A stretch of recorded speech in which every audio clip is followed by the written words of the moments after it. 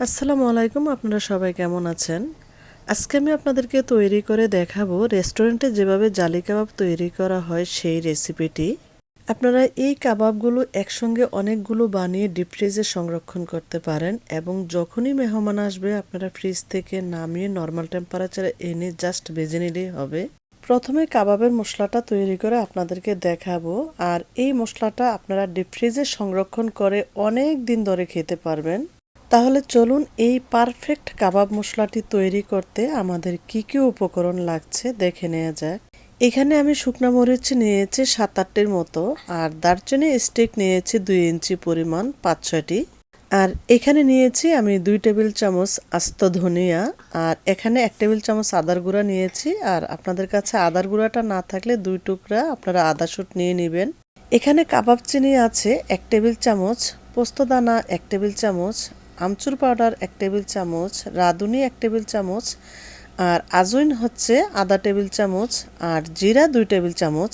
এখানে আছে বড় এলাচ 7-8টি, ছোট এলাচ 1 টেবিল চামচ, আর কালো গোলমরিচ হচ্ছে আধা টেবিল স্পুন, মৌরি 1.5 টেবিল চামচ, আর হচ্ছে শাহি জিরা 1 টেবিল চামচ। এখানে আছে সাদা গোলমরিচ 1/2 টেবিল চামচ, আর বিট লবণ হচ্ছে 1/2 টেবিল চামচ, আর এখানে জয়ত্রী পাউডার নিয়েছি 1/2 চা চামচ। আপনারা জয়ত্রী পাউডার না থাকলে এখানে 3টি জয়ত্রী ফ্লাওয়ার দিয়ে দিবেন। মেথি আছে এখানে 1/2 টেবিল চামচ, আর পিপল 7-8টি, আর একটা জয়ফল। এখানে স্টার এনিজ 4-5টি, লবঙ্গ 1/2 টেবিল চামচ, আর 5-6টি তেজপাতা আছে সাইডে দেখতে পাচ্ছেন। আমার কাছে একাঙ্গি ছিল না, যদি আপনাদের হাতের কাছে একাঙ্গি থাকে তাহলে এখানে 1 টেবিল চামচ একাঙ্গি ইউজ করবেন। এবার আমি এই সমস্ত মশলাগুলো হালকা করে একটু টেলে নিব, সেজন্য চুলায় একটা প্যান বসিয়ে নিয়েছি, প্যানটাকে হালকা গরম করে নিয়েছি। এখন আমি আস্তে আস্তে ধাপে ধাপে বড় গোটা মশলাগুলো ইউজ করব। আমি প্রথমে দিয়ে দিলাম ধনিয়া, তারপর হচ্ছে সাদা গোলমরিচ, কাবাব চিনি, তারপর হচ্ছে দিয়ে দিচ্ছি আমি মরিচ এবং দারচিনি। কালো গোলমরিচে দিয়ে দিচ্ছি, বড় এলাচে দিয়ে দিলাম, তারপর হচ্ছে পিপল এবং জয়ফল। এরপর দিয়ে দিলাম আমি স্টার এনিজ এবং লবঙ্গ। ছোটো এলাচগুলো দিয়ে এখন আমি হালকা করে এগুলো একটু ভেজে নিব। তারপর আমি ছোট ছোট মশলাগুলো দিয়ে দিব, যেটা একদম ছোট ছোট স্মল সাইজের ওইগুলো। আপনারা কিন্তু সবগুলো মশলা একসঙ্গে দিয়ে ভাজতে যাবেন না, না হয় কিন্তু বড় মশলাগুলো হবে না আর ছোট মশলাগুলো পুড়ে যাবে। সেজন্য আমি ধাপে ধাপে বড় মশলাগুলো আগে ইউজ করেছি আর ছোট মশলাগুলো পরে ইউজ করব। আর এখানে কিন্তু পাউডার মশলাগুলো ব্যবহার করবেন না, আপনারা ব্লেন্ড করার সময় পাউডার মশলাগুলো অ্যাড করে দিবেন। চুলার আঁচটা অবশ্যই কমিয়ে মশলাগুলো ভাজতে হবে, না হয় কিন্তু মশলাগুলো পুড়ে যাবে। কিছুক্ষণ ভেজে নিয়ে আমি এরপর দিয়ে দিচ্ছি মেথি, জিরা এবং মৌরি। এরপর আমি আবারও কিছুক্ষণ ভাজতে থাকবো, তারপর আমি ছোট ছোট মশলাগুলো সর্বশেষে এখানে ইউজ করব। মশলাগুলো কিছুক্ষণ ভেজে নেওয়ার পর এখন আমি এখানে দিয়ে দিলাম পোস্তদানা, শাহি জিরা, রাঁধুনি এবং আজওয়াইন। মশলাগুলো আমি আবারও একসঙ্গে কিছুক্ষণ ভেজে নিচ্ছি, আর চুলার আঁচটা কিন্তু অবশ্যই কমিয়ে রাখতে হবে, না হয় কিন্তু মশলাগুলো পুড়ে যাবে।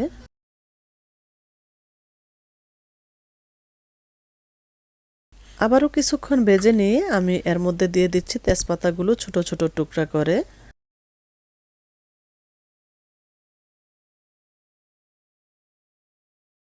মশলাগুলো আমার অলমোস্ট ভাজা হয়ে গেছে, এখন চুলা থেকে নামিয়ে আমি মশলাগুলো ঠান্ডা করে পাউডার করে নিব। আর এই মশলাটা থেকে এত সুন্দর গন্ধ বের হচ্ছে, আপনার পুরা ঘর একদম গন্ধে ভরে যাবে।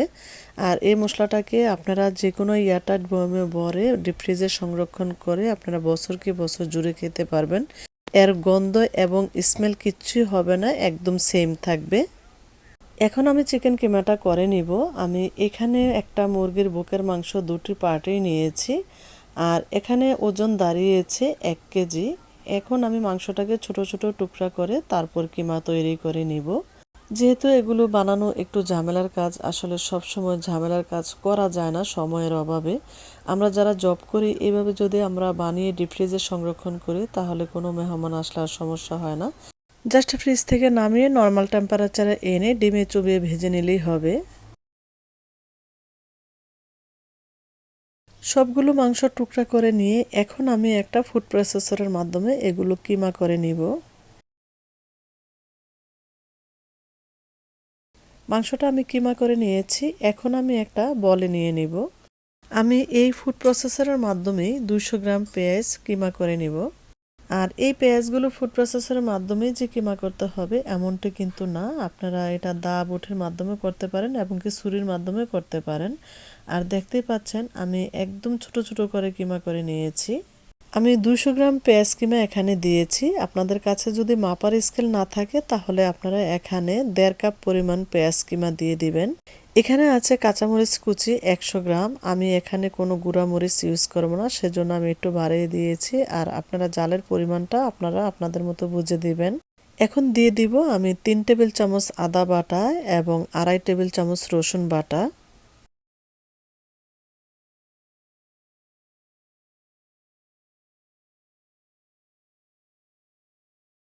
তারপর সেই কাবাব মশলা থেকে এখানে আমি 2 টেবিল চামচ পরিমাণ মশলা দিয়ে দিচ্ছি। এবার আমি পরিমাণ মতো লবণ দিয়ে দিব। আর লবণটা যদি আমরা একটু বুঝে না দিই বা লবণে কম হয় তাহলে কিন্তু পুরো স্বাদটাই মাটি হয়ে যাবে। এখানে দিয়ে দিব আমি পুদিনা পাতা এবং ধনিয়া পাতা 100 গ্রাম করে, মোট 200 গ্রাম। আর আপনারা কাপের মাপে দিলে এখানে 1 কাপ পুদিনা পাতা এবং 1 কাপ ধনিয়া পাতা দিয়ে দিবেন। এবার দিয়ে দিচ্ছি 50 গ্রাম কর্নস্টার্চ, আপনারা এখানে কর্নফ্লাওয়ার দিতে পারেন। আর চামচের মাপে দিলে এখানে আপনারা 6 টেবিল চামচ কর্নস্টার্চ দিয়ে দিবেন। আর দিয়ে দিচ্ছি 50 গ্রাম ময়দা, চামচের মাপে দিলে 5 টেবিল চামচ ময়দা দিয়ে দিবেন। ব্রেড ক্রাম্বস পাউডার দিয়ে দিচ্ছি আমি এখানে 200 গ্রাম। আর আপনারা যদি কাপের মাপে দেন তাহলে আপনারা এখানে ফুল 1 কাপ পরিমাণ দিয়ে দিবেন। ব্রেড ক্রাম্বসগুলো আমি একটা গ্রাইন্ডারের মাধ্যমে এইভাবে পাউডার করে নিয়েছি। তারপর দিয়ে দিব এখানে 100 গ্রাম কিশমিশ। আমি এই কিশমিশগুলো একটা নাইফের মাধ্যমে ছোট ছোট করে কেটে নিয়েছি কিমার মতো করে। তারপর এখানে আমি 2 টেবিল চামচ করে ভাজা জিরার গুঁড়া এবং ভাজা ধনিয়ার গুঁড়া দিয়ে দিচ্ছি। এখন দিয়ে দিচ্ছি আমি প্রায় 1/4 কাপ পরিমাণ হট চিলি সস। এবার দিয়ে দিচ্ছি আমি রুম টেম্পারেচারে থাকা 2টি ডিম। আমি এখানে মরিচের গুঁড়া ইউজ করিনি, আপনারা চাইলে ইউজ করতে পারেন। যেহেতু আমি কাঁচামরিচ কুচি একটু বেশি দিয়েছি সেজন্য আমি মরিচের গুঁড়া ইউজ করিনি। আর আপনারা ঝালের পরিমাণ বুঝে আপনারা আপনাদের পছন্দ মতো মরিচ ব্যবহার করতে পারেন, কোনো সমস্যা নেই। সব কিছু একসঙ্গে খুব ভালো করে মিশিয়ে নিতে হবে। তারপর হাতটা ধুয়ে এসে আমি হাতে তেল লাগিয়ে কাবাবগুলো বানিয়ে নিব। এখন আমি এখান থেকে পরিমাণ মতো নিয়ে একটা গোল রাউন্ড শেপ বলের মতো বানিয়ে নিব। আপনারা আপনাদের পরিমাণ মতো ছোট বা বড় করেও বানিয়ে নিতে পারেন, কোনো সমস্যা নেই। বলটাকে বানিয়ে নিয়ে এইভাবে ব্রেড ক্রাম্বস পাউডারের উপর গড়িয়ে লাগিয়ে নিতে হবে। তারপর হাতের তালুতে নিয়ে চ্যাপটা করে নিতে হবে। দেখুন এইভাবে ব্রেড ক্রাম্বসটা লাগিয়ে যখন আমরা কাবাবটা ডিমের ভিতরে চুবাবো তখন ডিমটা কাবাবের গায়ে খুব সুন্দরভাবে লাগবে আর কাবাবটাও খেতে ভালো লাগবে।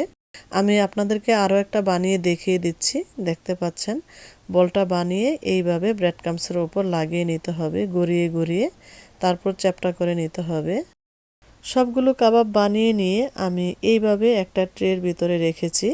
এখন আমি এগুলো ফ্রোজেন করে নিব। যখন এগুলো শক্ত হয়ে যাবে তখন আমি ফ্রিজ থেকে নামিয়ে এগুলো জিপলক ব্যাগে ঢুকিয়ে আমি আবার ফ্রিজে রেখে দিব। আর এখানে আমি কিছু পরিমাণ রেখেছি, এগুলো আমি আজকে আপনাদেরকে ভেজে দেখাবো। সেজন্য আমি একটা প্লেটে 2টি ডিম ভেঙে নিচ্ছি। ডিম 2টি অবশ্যই রুম টেম্পারেচারের হতে হবে। এখন একটা কাঁটা চামচের সাহায্যে ডিমগুলো ফেটিয়ে নিব। ডিমগুলো ফেটিয়ে নিয়ে এখন আমি ভাজার জন্য চুলায় চলে যাব। আর আমি ডিমে চুবিয়ে কাবাবগুলো অলরেডি প্যানে দিয়ে দিয়েছি। অ্যাক্সিডেন্টলি আমি ক্যামেরাটা অন করতে ভুলে গিয়েছিলাম। আর এখানে তেমন কোনো কাজ নেই, জাস্ট ডিমের ভিতরে চুবিয়ে আপনারা তেলে ছেড়ে দিবেন, জাস্ট এতটুকুই। আমি হালকা একটু হয়ে আসলে আমি একটার পর একটা উল্টিয়ে দিচ্ছি। সবগুলো কাবাব উল্টিয়ে নিয়ে আমি একপাশে একটু জায়গা করে ডিমে চুবিয়ে কাবাবটা দিয়ে দিয়েছি। আর আগেরগুলো আমি ঠিক এইভাবেই ডিমে চুবিয়ে দিয়ে দিয়েছি, জাস্ট অতটুকুই। আজকে আমি আপনাদেরকে যেভাবে কাবাবগুলো বানানোর প্রসেসটা দেখিয়ে দিলাম, আপনারা যদি এইভাবে কাবাব বানিয়ে থাকেন জালি কাবাব, তাহলে দেখবেন খেতে কতটা সুস্বাদু হয়েছে আর কতটা মজার হয়েছে। ভিতর থেকে একদম জুসি হবে, কোনো শক্ত হবে না। এইভাবে যদি আপনারা একবার বানিয়ে খান তাহলে দেখবেন আপনারা বারবার বানিয়ে খেতে চেষ্টা করবেন, এতটাই সুস্বাদু এবং মজার হয়েছে। কাবাবগুলো আমার ভাজা হয়ে গেছে, আমি তেল থেকে উঠিয়ে নিচ্ছি। আর দেখতেই পাচ্ছেন অনেক ফেনা হয়েছে এখানে, যেহেতু আমরা ডিমে চুবিয়ে ভেজেছি সেজন্য অনেক ফেনা হয়েছে। আর এরকম কালার করে আমি ভেজে নিয়েছি, দেখতেই পাচ্ছেন কালারটা দেখতে কতটা সুন্দর হয়েছে। সবগুলো কাবাব আমি তেল থেকে ছেঁকে উঠিয়ে নিয়েছি। এখন আমি একটা কাবাব আপনাদেরকে ভেঙে দেখিয়ে দিব ভেতরটা কেমন হয়েছে। তাহলে এখন একটা কাবাব আপনাদেরকে ভেঙে দেখিয়ে দিচ্ছি। দেখুন কতটা নরম তুলতুলে হয়েছে, আর ভিতরটা দেখুন দেখতে কতটা লোভনীয় হয়েছে, আর অসম্ভব নরম হয়েছে, ভিতর থেকে জুসি হয়েছে, খেতে তো খুবই মজার হয়েছে। আপনারা ট্রাই করতে পারেন, আশা করছি খুবই ভালো লাগবে। তাহলে আজকের মতো এখানে বিদায় নিচ্ছি, সবাই ভালো থাকবেন, আল্লাহ হাফেজ।